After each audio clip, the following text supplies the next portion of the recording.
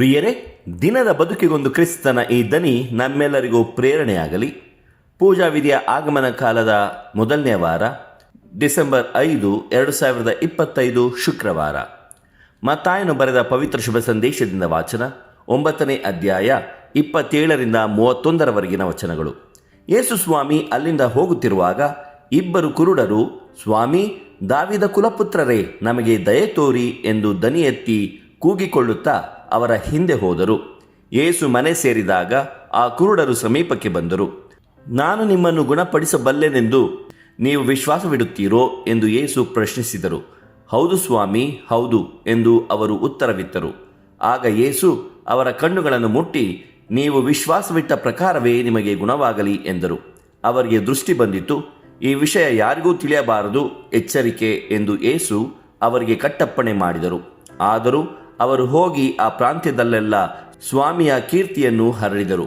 ಪ್ರಭುವಿನ ಶುಭ ಸಂದೇಶ. ಕ್ರಿಸ್ತರೇ ನಿಮಗೆ ಸ್ತುತಿ ಸಲ್ಲಲಿ. ಚಿಂತನೆ.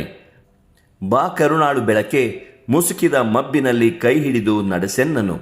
ಪ್ರಭು ಯೇಸು ಕ್ರಿಸ್ತರಲ್ಲಿ ಆತ್ಮೀಯರೇ, ಬೆಳಕು ಅಥವಾ ದೃಷ್ಟಿ ಇಲ್ಲದವನಿಗೆ ಬದುಕೇ ಇಲ್ಲ. ಬದುಕಿಗೆ ಬೆಳಕೆ ಮೂಲಾಧಾರವಾಗಿದೆ ಅಲ್ಲವೇ? ಪ್ರಿಯರೇ, ಮನುಷ್ಯನಿಗೆ ಮತ್ತು ಈ ಜಗತ್ತಿಗೆ ದೇವರು ಕೊಟ್ಟ ಬಹುದೊಡ್ಡ ವರದಾನವೆಂದರೆ ಬೆಳಕು ಎಂಬುದು ನಿಸ್ಸಂದೇಹ. ಬೆಳಕು ಕತ್ತಲೆಯನ್ನು ನಿವಾರಿಸುತ್ತದೆ.